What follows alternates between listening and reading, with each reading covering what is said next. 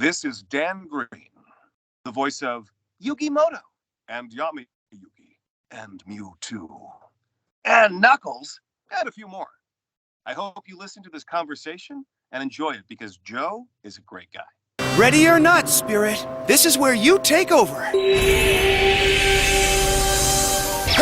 Yugi! I'm not... You can't... This isn't a duel! Hello. Obelisk the Tormentor and the Winged Dragon of Ra!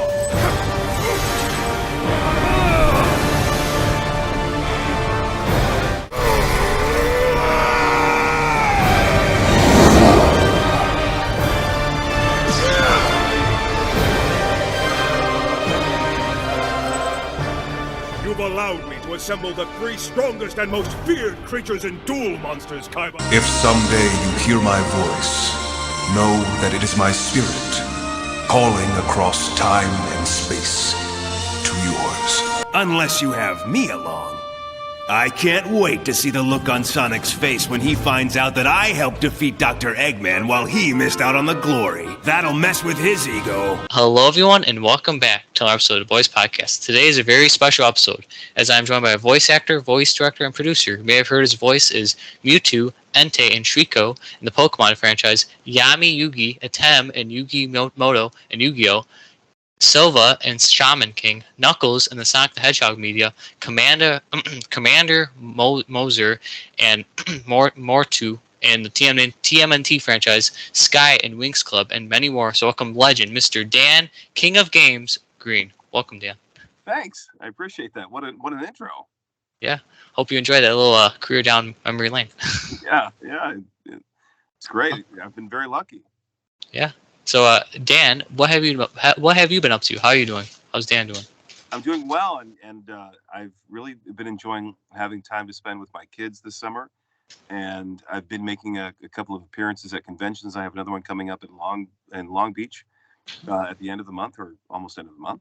And it's always great to meet the fans and get a chance to interact with them and hear what they have to say. And they're always very kind, but they're also very smart and insightful and very generous. So it's really a privilege. Like that. And you're like a legend. Like, oh my God, Dan! Like, you've done so many amazing roles. It's the You're gray hair. It just makes me seem more important than I am. Yeah. Makes you seem more like what? Like almost like sorry to say it's Gandalf. Yeah, I get the Gandalf thing all the time. It's better than Hobo Santa Claus. I qualify for both, but yeah, I'll take Gandalf any day of the week. Nice. Yeah, see, believe it or not, during my quarantine, 2020, Dan, I graduated virtually high school. Oh my, how was that? Oh, that was weird. Like weird. for the graduation ceremony, it'd be like virtual, and all they did was show our pictures, the school pictures. Oh, crazy. I was like, really? You know what I mean? So it was a little underwhelming. Yeah, I was like, I wanted to be there, if that made sense. You know what I mean? I wanted to like see my fellow classmates. That's what you would expect. Yeah. So yeah, that's what I've been up to. I figured I'd start these podcast interviews to help cheer people up because it's like a tough time for people. Is that how this all started? Yes. Got it. Awesome, man. Thank you, Dan. So you decided that there was a need to bring some brightness, some lightness, some at least non-depressing stuff into the world, and you created this. Yes. Got it. That's wonderful. Thank you. I figured I'd interview some of my favorite people, such as Dan Green. Who else have you interviewed? I've interviewed Ben Schwartz is all, if you're familiar with his work. He's like the live-action Sonic the Hedgehog, Roger Craig Smith, Colleen O'Shaughnessy, Jonathan Todd Ross, Tara Sands. A whole bunch of people. I love Tara. I've known her for years. And Jonathan Todd Ross, I don't know well, but of course I know who he is. And the others I've heard of, but I don't know them personally. Mm-hmm. That's great. So, Dan, what made you want to become a voice actor? And who is your biggest inspiration for voice acting? I didn't approach it from wanting to become a voice actor, which may be surprising to a lot of people. But I started as an actor with no specific focus toward voice acting. I teach a lot of people who want to do this kind of work, and anybody who does would tell you that the acting part of voice acting is the most important part. I completely agree. But I happen to have gone to school. I have a degree in acting, and one of the guys in my class, years down the road after graduation, ended up being a director for a lot of animes named Anthony Hayden Salerno or Tony Salerno. And so initially he said, "Hey, do you want to be some background voices in this anime we're doing?" It wasn't one of the finest animes. And I said, I don't really know. And he said, "Well, it pays $50 an hour." And I said, "Yes, Wow. yes, I will do." And that was back in the '90s, right? That was a lot. That meant a bit more than it does now. But even now, I mean, $50 for an hour of your time, from I think most people, they would be happy with that. But as a an actor in their 20s, that was something you would never say no to. Anyway, that's how it started, and the studio that was doing that dub again for a title I don't even remember, but that studio was also doing the Pokemon stuff, and I guess for whatever reason they were mixing some stuff that I had recorded on this other show, but the producers had heard my voice and said, "Oh yeah, this guy's got a good sound. Maybe we should audition him for some things." And that's how one thing led to another. Wow. Anybody you like idolized your voices over? Like anybody, Idolize my voices over? Like voices, acting, anybody you like grew up So watching? are there who are the voice actors that I think are awesome? Yeah, that works. Mark Hamill. I mean, he's really great. He's done a lot of good stuff. And Steve Bloom somehow ended up on my Twitter feed last night. It was via a Star Wars thing, but I mean, he's fantastic. There's so many people to admire. Tara Strong is probably the most accomplished voiceover artist in the animation field, in the character field. I mean, there's just so many good people out there, and everybody brings their own thing, you know. So, like, I mean, Tara's great. Lisa Ortiz is great. Greg Abbey is great. Mark Thompson is great. Eric Stewart, I'm just kidding. I love Eric Stewart. He's awesome. We're doing a podcast. We're releasing it in a couple of weeks or so. But I'm not the kind of person who idolizes other actors. I admire them, right? And of course, I mean, like when I was a kid, Harrison Ford. I mean, he was Han Solo. How cool was that? Then Indiana Jones. What? That's crazy. So you know, there's that sort of a thing, but that's from more like a childhood perspective, right? But there's many, many, many actors who I don't consider myself even close to, and who I deeply admire. One of them actually is Idris Elba, and now of course I share a role with him because I played the same character he did. But like I would cast Idris Elba above me any day of the week. Wow. So yeah, he's wonderful. Wow. There's lots of good actors. You mentioned like some people who else I've interviewed. I've interviewed you who Rob Paulson is all. I don't know if you ever heard of his work before. What is he in? He's Yakko and Animaniacs. He's that guy. Yeah. He's been in so many things too. Awesome. Yeah. That's awesome. Thank you. I've also interviewed you said Indiana Jones. Marion. Do you remember Marion? Oh, of course. Karen Allen. Yes. You interviewed Karen Allen. Yes. Yeah. What is she up to? She's right now she's at like a knitting store in Boston, Massachusetts. That's what she's doing right now. Very cool. She had and I assume still has, such a wonderful quality about her. She was definitely every inch the leading woman in Raiders of the Lost Ark, but not, again, like, you know, not your cliche, right? She has some earthiness to her, some scrappiness to her. I can't imagine anybody else in that role. Yeah. If you want, I could text her or call her, say, Dan Green says hello. Gotcha. And she'd be like, "Who's Dan Green?" I could describe her. Her kids might have heard of you. Never know. Kids, grandkids. Maybe. Her kids are probably a little older than that. I don't know. What do I know? So yeah, awesome. Now, what's your favorite voice acting role you've done? Can you please do the voice of your character? Okay. So I get this question, and it's so hard to say, you know, which is your favorite. So it's a matter of looking at it. Every role offers its own thing, and part of also why you might be grateful for something is the doing of the work, being creative. I mean, you are being creative yourself, and you're creating the show. Thank you. it's obviously not the same as acting, but it's still a form of creating something. You have a concept you want to engage with, you want to make real, right? All of that matters in much the same way. And when you have an acting role, sometimes the most gratifying, rewarding, nourishing, inspiring part of it is simply the ability to engage with the character itself, despite what level platform it's on, despite how many compliments you get from it, despite how much money you make off of it.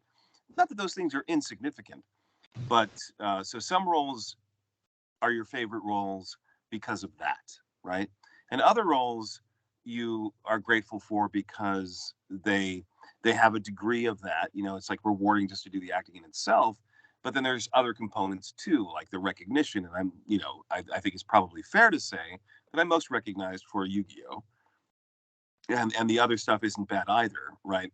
I think it might also help that with Yu-Gi-Oh! I'm the only person who voiced those characters, whereas Mewtwo, I replaced the original guy in Mewtwo. Obviously, Knuckles has been voiced by many other performers, and very ably and capably and wonderfully, Idris Elba included. So it's really hard to say which is my favorite, but I would say that I'm probably most grateful for Yugi and Atem, or Yami Yugi, because it's brought me into contact with so many people, not only fans who are wonderful, but also other colleagues and people I wouldn't have met otherwise. And because I guess that show not only was popular, but the stories and the characters worked in a way on its audience that was more relevant than I could have anticipated. So, like, I was just recently at this convention in Raleigh, North Carolina, and not last weekend, but the weekend before. So many people, and this is true of most conventions, will come to me and say, "Hey, thank you for your work, and Yu-Gi-Oh!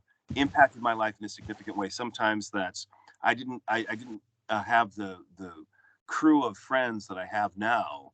I wouldn't have had them if it weren't for Yu-Gi-Oh! It helped to form friendships, those kinds of relationships. Whether it was just because they were also fans of the show, or the more elaborate, they became duelists and they're doing tournaments, and that's its whole other thing. And that's wonderful to receive. But a lot of people say things in terms of, this helped me through a difficult time. One of my favorite interactions in Raleigh, North Carolina, I put it on the Twitter, which is, I guess we'll do a shameless plug at Dan Green Voices on Twitter. But a transgendered person expressed that it was helpful to have the duality of those characters, Yugi and Yami, to help them find their truer self. And it's when people express those kinds of things. Or another person said I probably wouldn't be here, meaning they were having suicidal ideation, and to receive that from people is really quite extraordinary and quite humbling in a very good way. I mean that in a positive sense.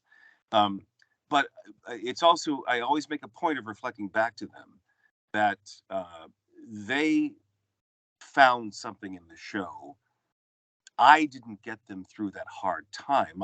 I feel very fortunate and privileged that I was a part of something that ended up being beneficial to so many people. But I didn't do that. I didn't save that person from suicide. They did that work. They made those steps, right? They saw something, and I have my own things. I went through dark times myself, and for me, it was Star Wars, it was comic books, it was the popular movies of the time, but it was also the music of Peter Gabriel and other things. When you go to dark places, and everyone does, we all have the things that we find as useful for helping us get through those challenges, right? So anyway, that's that. But this is a long-winded response to one of my favorite characters. So I'm most grateful for the Yu-Gi-Oh stuff because of all of those levels to it. I think one of my favorite characters to perform was Genya in Giant Robo. He goes crazy over the course of time, and he starts off as pretty slick and cool, which I am not, but I can pretend with my voice I am. But that arc is, that progression is, any actor would love that kind of role, right? It's very provocative. There's a lot you can do with it, right? And there was also an anime early on called Now and Then Here and There, and I portrayed the character of Nabuka. And he has it was another interesting arc for him. He starts in one way and ends up in another, and being able to have that in your character, which is not true of every character in a story. That's great stuff. So, but I loved playing Hudson Horstachio. I'm surprised that Kelsey Grammer hasn't sued me for stealing his voice, because I'm basically just doing Kelsey Grammer. Well, Frasier, I should say, not Kelsey Grammer. And there was this totally silly show, Pat and Stan. It was, I think, French. And do you know this? I've heard of it. I've heard of it before. So it's all like wacky cartoon stuff. It's like, they have this term in the industry called squash and stretch, which applies to like characters where they get flattened by something they splash and they bounce back together. So it's like really absurd stuff, like really, and lots of fart jokes, which is right up my alley. Well, I probably shouldn't say farts and up my alley in the same phrase. Okay, but I got to play a character with Pat, who was so different than what I'd been doing for several years, and 4 kids and others often utilize me in this in sort of more commanding roles or manly roles or whatever. And Pat was just a super effeminate hippopotamus who was very easily agitated and anxious, right? So to go from, it's time to duel to, oh, Stan, what are we going to do? I mean, that was just, it was a nice change of pace. Sorry. Right. Most people don't think that Dan Green does that kind of stuff, but well, whatever. So there's so much I'm grateful for. Well, now when you mentioned Peter Gabriel, I think of "In Your Eyes" or "Don't Give Up." Do you know that song? Of course. Okay, sorry. I'm a big music. Like you'll be crazy. Like you're probably shocked. But yeah, "Don't Give Up," "In Your Eyes." Those were on So. That album came out when I was getting through some of the worst of my depression when I was an adolescent. And those who are Peter Gabriel connoisseurs would probably point out that So was the first album that he titled, because all the other ones prior were just called Peter Gabriel. I mean, there was his work with Genesis, obviously, but then So was also considered to be his most commercial sounding album. He was exploring other stuff in music, and he had some hits. He had Salisbury Hill, he had Shock the Monkey, maybe a couple other things, but So was like the most commercial, most consumer friendly version of him up to that point. But yeah, and I like Peter Gabriel. I like his music. I also like what he does. He was on the human rights thing way before it became popular in the 80s, or trendy to be a part of that in the 80s, and he still advocates for that stuff. He just seems like he's a good person, right? Or concerned about meritable things. So when I was in my 20s, about 400 years ago, if I were to be asked who's your favorite artist, you might expect an actor to say some sort of great actor, maybe a great playwright, maybe a great director. But no, I was like, no, my favorite artist is Peter Gabriel, because he's really doing it. He's staying true to his where he's at, what he does, and he does it very well. And there's nothing else quite like him, Yeah. So that's cool. I think that's cool. So if I get Peter Gabriel, you're co-hosting, okay, Dan? Is that okay with you? If you get Peter Gabriel, absolutely. That'd be cool. That would be so cool. Get Peter Gabriel, Karen Allen, all hang out, and we'll call it a show. Got you. Now, if so you graduated 2 years ago? Yes. Wow. Yeah. See, my mom calls me an old soul because I know a lot of older stuff, like that music, the movies, the TV shows. Karen Allen, I'm like, where did that come from? You're like, what? That's like a what? That's kind of a deep cut not for me particularly, but you're so much younger than I am. You're like 30 years younger than I am, or more. You're more than 30 years younger than I am. Now, if you wouldn't mind, if I ask you, can you do like 6 characters? If I ask you like if it's possible for their voice. I suppose so. Yeah.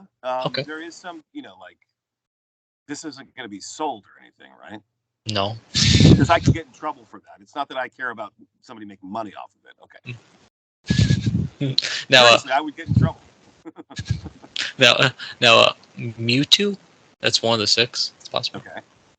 So Mewtwo is very similar to Yami, who is also very similar to Entei, right? Mm-hmm. I pointed that out when I was cast as Mewtwo. I'm like, because I had done Entei previously, and so I was like, are Mewtwo and Entei ever gonna have scenes together? Because that's gonna get hard. Oh yeah. But okay, so Mewtwo, yes. What would you like Mewtwo to say? Feel free, anything. It's open range for you. Open. Let's see. Sorry, Dan. Give me a second. Here's that quote. Sorry, Dan. I'm sorry. No, you don't be sorry. I told you. Don't you apologize to me again, or I'm gonna be mad. Or then you'll owe me an apology. Wait, that doesn't make any sense. You gonna tell Merrick to banish me to the shadow room? That's right. That's right. Merrick, what a pain in the butt. Hang on. I'm gonna get Mewtwo's best known quote. Here we go. So, people will ask me to, when they're getting a signature, sometimes they also want a quote, and they'll have like a card or one of those pops, and and there's only so much you can really fit on that, the Funko Pop, right? So this is the quote from you two that I often get, and I'm like, it's going to cover up the whole thing. Are you sure you want that? Okay. But I'm just trying to make people happy. So here's Mewtwo. I see now that the circumstances of one's birth are irrelevant. It is what you do with the gift of life that determines who you are. Wow. So sorry. I'm impressed. That's amazing, Dan. Thank you. I am a professional actor. That's awesome. Wow. Now, sorry I ask you so many voices. I'm just like, it's like a big, apologize to me again. No. Okay, good. I'm glad.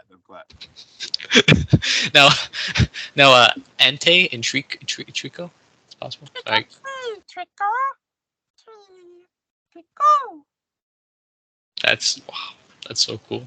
And then, okay, so Entei, I said these are similar. I wouldn't say that. I mean, typecasting kind of exists. You know what typecasting is, right? Yeah, like if you're like known for that one role, like for example, they kind of ask you to do the same thing. Oh God, you're so cool, Dan. I'm sorry. Oh my God, I said the word. Thanks for saying that. But as an actor, you just want work, right? And so if you're gonna get a little typecast, okay, that's fine. And there are a lot of very respected and good actors who don't really do much vocal variation from role to role. And I in no way am suggesting that therefore they are somehow inferior, right? Steve Blum, I mean, he does variation, but a lot of it's kind of in a similar range. Or, oh gosh, why am I blanking on his name? A Highlander guy, Lex Luthor. That guy was Lamb. Yeah. Right? He can switch it up a little bit, but you wouldn't say that he has the same range as like the classic Mel Blanc. Oh yeah. Apparently everything. What is Mewtwo? Oh, I'm sorry. What does Entei say? Oh, okay. So this is just what I'm looking up. I am Molly's real father, as long as that is her wish. Is that close? Sure. That works. But it's very similar to the Mewtwo thing. So now, what's next? Yugi and Atem. Okay. Grandpa said you can always believe in the heart of the cards. That's right. Now let's do this, Yugi. It's time to duel. Oh my God! Sorry, Dan. Oh my God! It's so cool. Like the voice. How do you do that, Dan? So you're old enough that I can share this joke. When I was recording it initially, and we'd go from Yugi to Yami, and people would kind of ask what you asked, and I'd say, oh yeah, with Yugi that's easy. I just have removable testicles. But then I recently realized when sharing that story, I mean, from a certain point of view, all testicles are removable. I guess the trick is getting them back in place, so. That's so cool. And then Knuckles. That's Oh yeah, Knuckles. So let me get a Knuckles quote here. you're a legend, Dan. Like, oh my god, like you do so many cool voices. Sorry. That's very kind. That's very kind.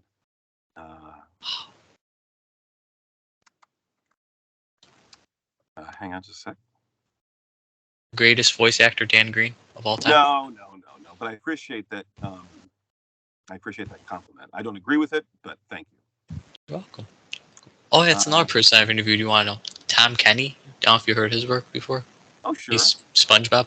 That helps. Yeah. Some people I've interviewed. I'm thinking now. Was that question you asked me? Sorry. Oh, yeah, right. Hang on. Why? This should be easier. Well, okay, so here's a quote that, my fists are my weapon of choice. That works. Close. I should probably listen to a reference. What did I do 20 years ago? Little time machine. I could play you a reference on my phone if you like. No, that's all right. Thank you for that. Okay. We'll just pretend that was good enough. Now, can you walk me through the audition process? How did you get the roles of Yugi, Mewtwo, and Knuckles? How did you get those roles? So I like the phrase you used, walking through an audition process. So what I'll first address are the things that are universal to any audition process. You have what they call sides. That means the dialogue the character has. Sometimes that will include an illustration of the character. With the dubbing stuff, though, most often what happens is you don't see anything until you get into the booth, and they'll play you the shots that the dialogue is supposed to go to, and maybe they'll give you some additions. Maybe you'll do a few takes, and they'll ask you if you have any questions, and then as an actor, your job is to do the best you can with whatever direction or feedback they give you. The actor is the least important person in the room in terms of the hierarchy of who makes decisions and so on and so forth. So that's the and then once you finish, right, you just say, hey, thanks a lot. You try to keep it as pleasant an interaction as possible, and then maybe you hear something. You only hear something if they want to call you back or if they want to book you. If you don't get that, you don't typically have. A lot of people wish that they would get like feedback and a follow-up, and all of that is an understandable thing to want, but that's not really how it's done. So that's a standard audition process. Specifically with Yu-Gi-Oh, I felt like I was doing what I was asked to a degree, but I also felt like they probably wouldn't want to cast me as the lead because I had done some other things that were also like I'd done Entei by that point, and I don't know if I'd taken over Mewtwo at that point. I don't think so. But anyway, so and you never go to an audition. Well, you're foolish to go to an audition believing that yes, you're going to get the role and they owe it to you. Right? That's not how it happened. So, yeah, that was. Were there other ones you wanted to ask about? That I was gonna say Mewtwo and Knuckles, but that sounds like. Oh, so with Mewtwo, that was a little bit different because somebody else had already done it. It was more of how much can you approximate who preceded you, and so. I mean, I'm sure they read other people for those roles, but I had a sense that they were inclined, a bit more inclined to plug me into that. I guess because they had already made the connection that, oh, I could do that maybe. So I thought my chances were just a little bit higher. But again, you never assume. Wow. No, Knuckles. Sorry to ask you. Knuckles. That was a longer process in that there were more callbacks to refine, and when you're getting called back and not getting offered the role, there's any number of reasons that can happen. That doesn't mean that you're necessarily doing a bad job. Like you're not getting it. We'll give you one more chance to get it right. You know, that can be a part of it. But that isn't always what that means. I think with the example of Knuckles, there was some determination to be made about how Knuckles' aggressive moments should be interpreted. And I was getting the note that, could you make him less angry? And I thought, I was trying to do my best to honor that note.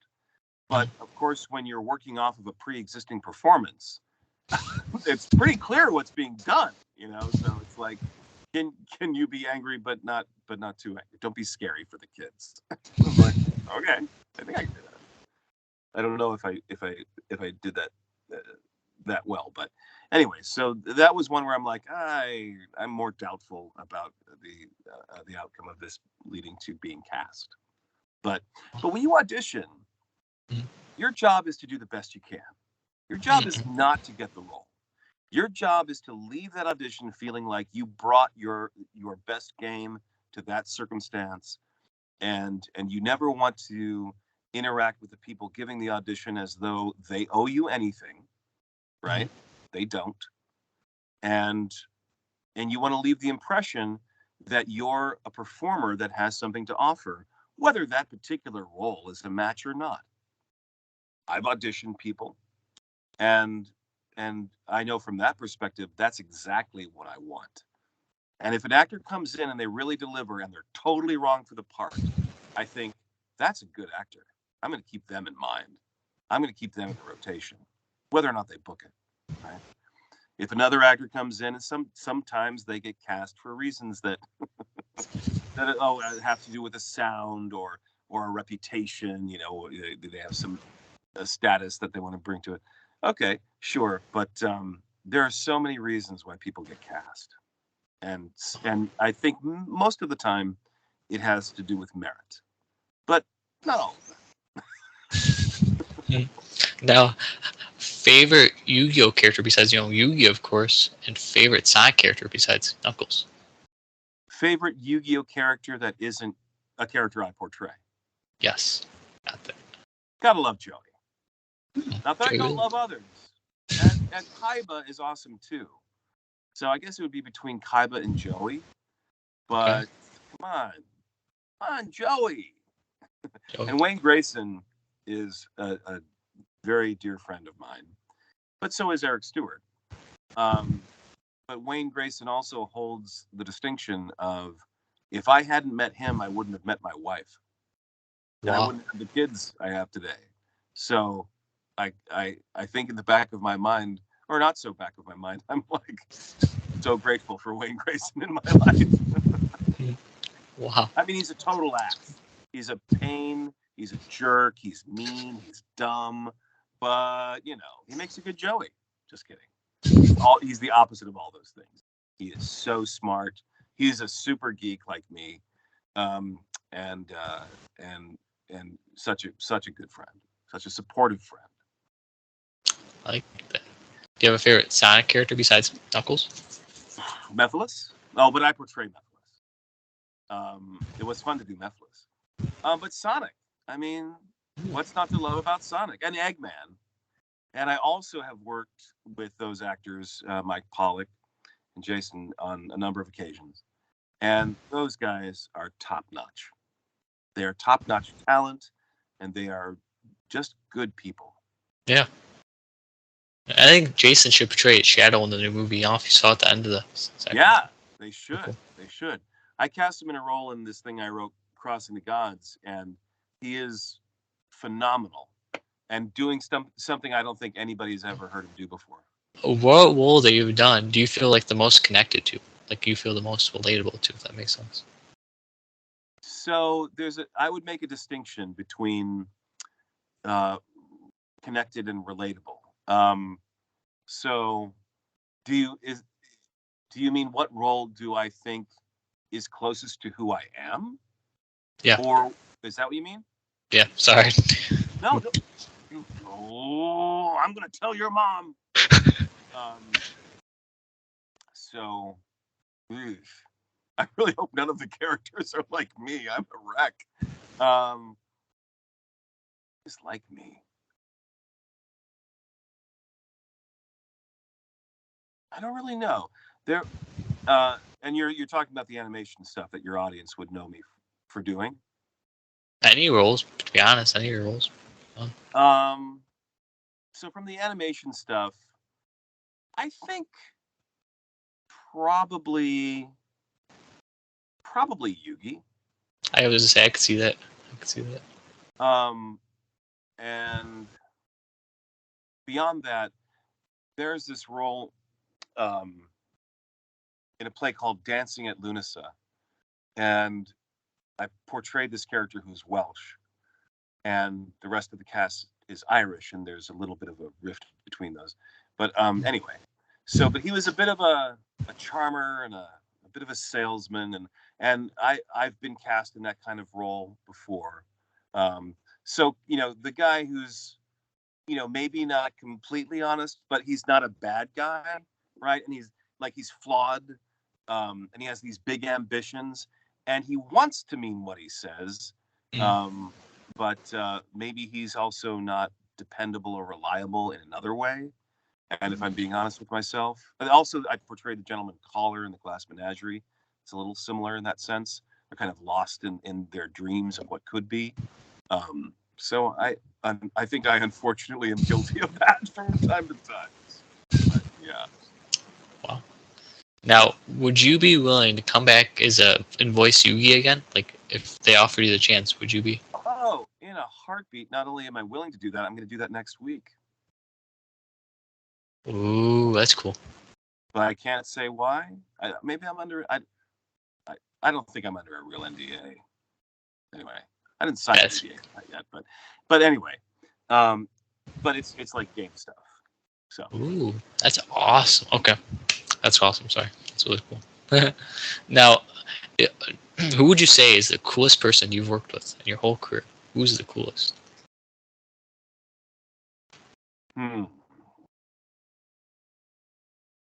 Again, so hard to choose. The coolest person I've worked with. I couldn't even begin. Eric Stewart, Wayne Grayson? Certainly not those guys. Let's see.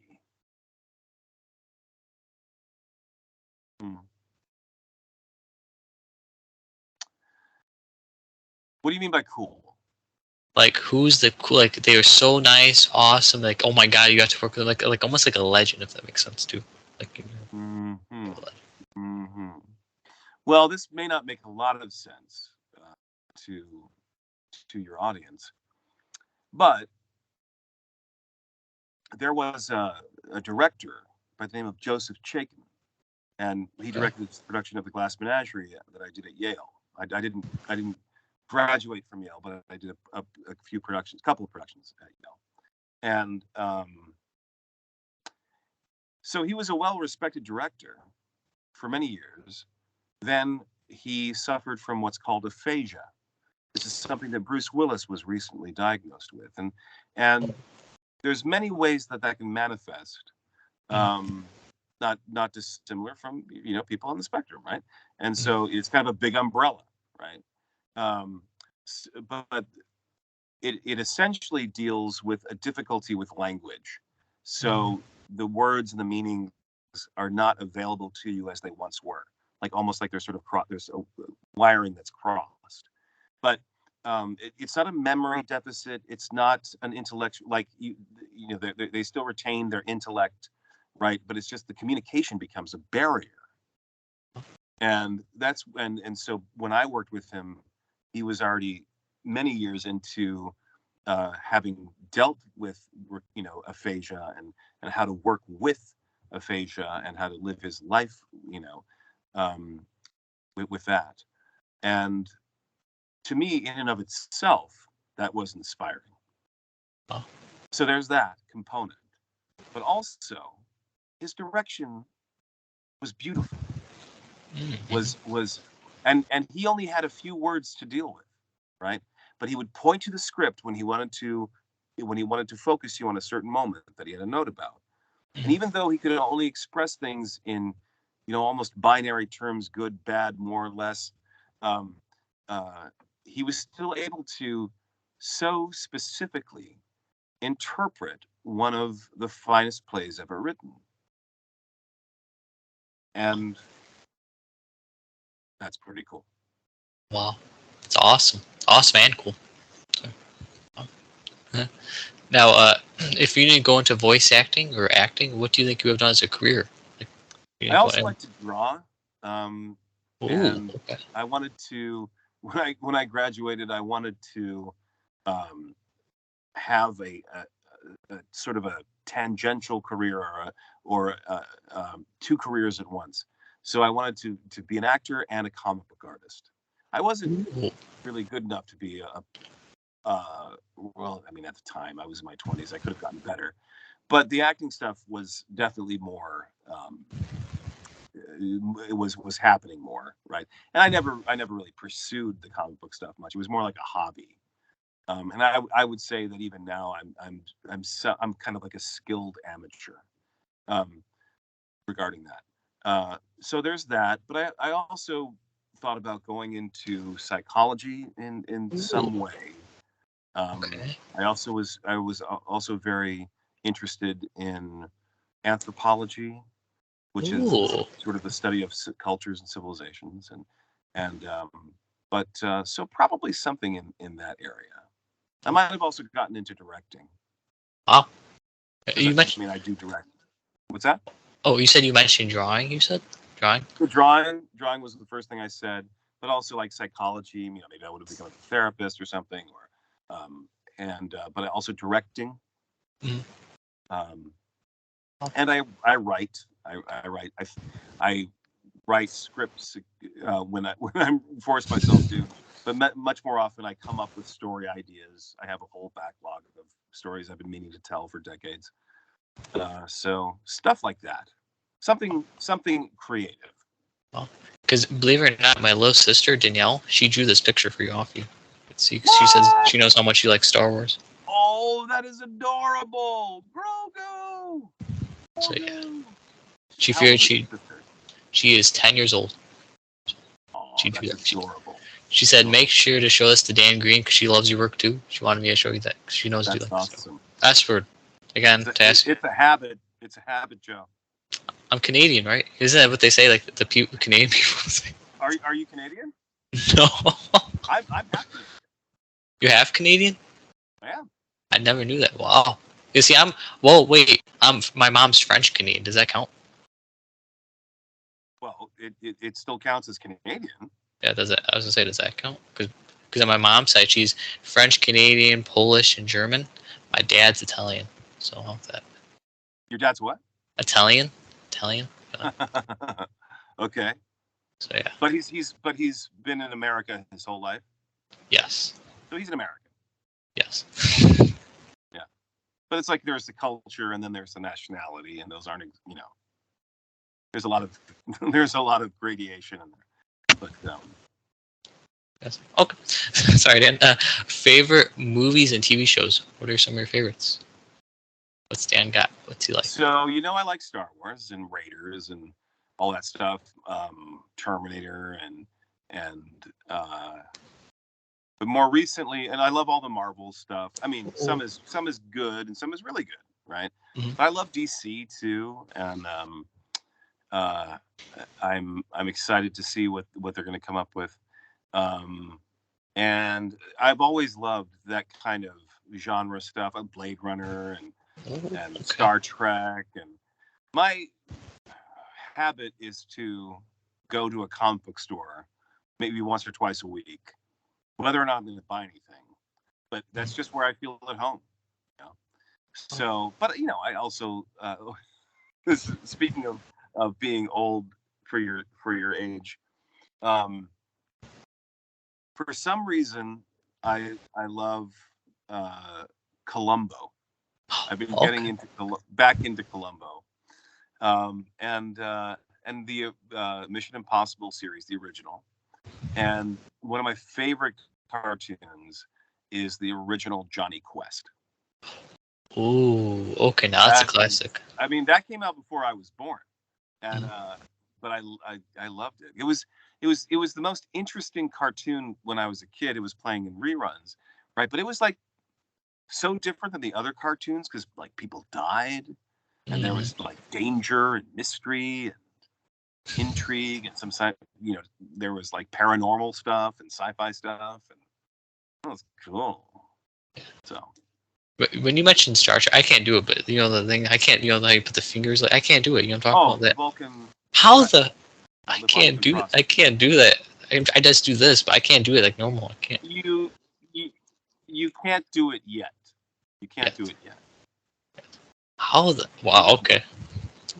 Thank you. You see, I like movies like. Do you know Back to the Future? You've probably seen Back to the classic. Awesome movie. It's classic for good reason. And the other two aren't bad either, right? But the first one is like the gem. Yes. Yeah, I like a lot of older movies, like a lot of 80s, 70s, 60s, you name it. There was some good stuff. Oh my God, I have not yet seen Prey, the newest Predator movie. Mm-hmm. Love. Predator is a classic. Oh, yeah. And I do have a special place in my heart for Predator 2. I recognize it's not a great movie. But I hear really good things about Prey. They say it's like the best one since the original, and I got to make time to watch that. Do you like horror at all? Like horror movies? I do. I don't seek it out like I would seek out other genres. But I mean, if it's good storytelling, and the horror that I prefer usually has less to do with the gory stuff than the scare, like The Exorcist. Oh, that's terrified me as a kid. Like by today's standards, people might think that's boring and tame. And I'm like, not if you're really listening to it. That's really scary. Yeah. Do you like horror? I was going to show you a picture really quick if I could. I actually met 2 days ago. Do you know who Kane Hodder is? I don't know if you've heard of his acting. He's Jason Kane Hodder. Hodder. Hodd. I don't recognize the name, but I might know who you mean. Okay. There's 9 movies. He was in 4 of them as Jason Voorhees. Oh, okay. So he was behind the mask. Yep. Got it. So I wouldn't recognize him without that. Yes. I met him off. He must have had some interesting stories. Yeah. If I could, can I share the picture if you don't mind, Dan? Please. Sorry. Okay. Also, I'm just giving you a heads up. He told me to choke him in the picture, so you're not like, what the hell are you choking him for? He told me. Okay. Sure, Joe. He told you to. Yeah. If you could see. That's awesome. He was super nice, nice, down earth guy. What is he like? 6'4" or something like that? 6 foot, actually. 6 foot. Oh, he's 6 foot. Okay. I'm 5'8". I'm 5'8" in person. So gotcha. 5'9" on a good day if I want extra height. That's funny. Now, favorite food. What are some of your favorite foods, Dan? What kind of food does Dan like? Let's see. We just had Indian food the other night. Ooh, okay. Chicken sog, which is a spinach sort of dressing element, whatever. But I like foods with a lot of flavor. Oh yeah. Mm-hmm. I don't know if I have a favorite food. I'm pretty open-minded, right? And some people are much more strict and regimented about what they're willing to try. But in the summertime, one of my favorite things is fresh tomatoes and green beans and corn. All those. And I have family in Indiana, and farming. My family, and so there's an appreciation for all that stuff when it's fresh and yeah. So I mean, it's very simple, but yeah. What kind of candy do you like? So when you come to Chicago, candy. My favorite is KitKat. KitKat. So and classic KitKat is awesome, and I was so delighted when they came out because they've been experimenting with new flavors and combinations, and they have mint chocolate KitKat. Oh my god! Oh my god! So if you ever come to Chicago, I'll bring you both variations. Got you. Okay. the KitKats, Karen Allen, Peter Gabriel. It'll be a party. Got you. A KitKat party. Give me a break. Give me a break. What advice would you give younger people who also want to become a voice actor, voice actors? What is your advice? Learn how to act. Okay. The voice part matters too, but nobody cares how you sound if you can't act. At least, we're not talking like, whoever you would define as like the best actor ever. Mhm. Don't set that as your standard. But there's a degree, a level of acting that you have to be able to be competent at, to be able to be taken seriously, to be able to be castable. I've been teaching people for over 10 years, and that's crucial. Now, Dan, is there anything you would like to promote and shout out, like the link down below in the video description? Yeah, the Heart of the Cards podcast with Eric Stewart and myself. We describe it as a conversation about creativity, inspiration, and dealing with what you're dealt, which is another way of saying we all have things we want to do, and there's always things that get in the way of that, or aid with that. In the first several conversations, the first several episodes, we're using the hero's journey. Are you familiar with that term, the hero's journey? Joseph Campbell, right? We're using that just as a template. We're not teaching the hero's journey. We're not teaching Joseph Campbell stuff. We're just using it as a conversation starter, right? And we're not hitting all the points along the way, right? But anybody can relate to that stuff because, in a sense, we're all on our own hero's journey.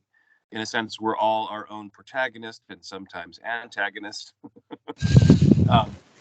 And it's universal stuff. That's why it exists in mythology and as much as in ancient culture as in modern culture, right? These are universal human truths, right? So the Heart of the Cards is coming out this month, toward the end of the month, but this month. And then there's this longer project called Crossing the Gods that we've been working on for about 5 years. And COVID had derailed that a lot. Sometimes I say a single parent, but I think it's more accurate to say because I'm a widower, I'm a solitary parent. Like single parents, you can still have you're still co-parenting with somebody you're divorced from. But that's, not my situation. So anyway, so COVID was very demanding. But Crossing the Gods, this is what I was referring to with Jason performing a role in Pollock and Tara Sands and Veronica Taylor and Erica Schroeder and Greg Abbey and Eric Stewart and Mark Thompson and Anthony Salerno, who does a wonderful job with his role, and Tara Sands, and if I've forgotten anybody, forgive me, Lisa Ortiz. So anyway, but we thought that we would present it as what we call an illustrated audio drama. So think like animatic, not an animation, or think like a motion comic, right? So there's imagery, but most of it is what you're getting is through the audio, right? But we kept on, and we thought, okay, I'll just do a few sketches. I'll do a few sketches, and that'll be fine because really it's mostly just an audio drama. But then we kept making the visual stuff more refined, more elaborate. So essentially, I'm doing all the visuals, and that takes a long time. But I can't. It's all recorded. The performances are great. I'm looking forward to sharing that when we can. Oh, I'll also link down your Twitter page. If you want me to link down your Twitter page. That? You want me to link down your Twitter page? Yeah, at Dan Green Voices. Yeah, I'm new to Twitter, so I'm still figuring out sort of how to do it or do it in the way that I want to do it. I have not insulted anybody on Twitter yet, so I think I'm doing it wrong. But maybe I'll get there. Maybe I'll start using some foul language and mean-spirited sentiments. But thank you. Yeah, at Dan Green Voices. Thank you, Dando, for being an awesome, amazing guest. I had a fun time chatting with you. Me too. Yeah, it was an honor having you on. Have a great day, everybody, and stay awesome. And you stay awesome, Dan. Stay awesome. You stay awesome too, Joe. It's a real pleasure getting a chance to talk with you. All my instincts, they return. The grand facade.